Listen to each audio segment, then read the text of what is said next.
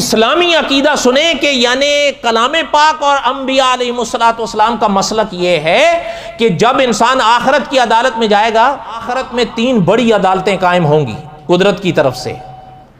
ایک میں انسان کے عقیدوں کے فیصلے ہوں گے، دوسرے میں انسان کے عملوں کے فیصلے ہوں گے، اور تیسری عدالت میں انسان پر انسانی حقوق کے فیصلے ہوں۔ جو ارد گرد کی 2 عدالتیں ہیں نا، اس میں انسان کا پاس ہونا بڑا، ایک پہلی کون سی؟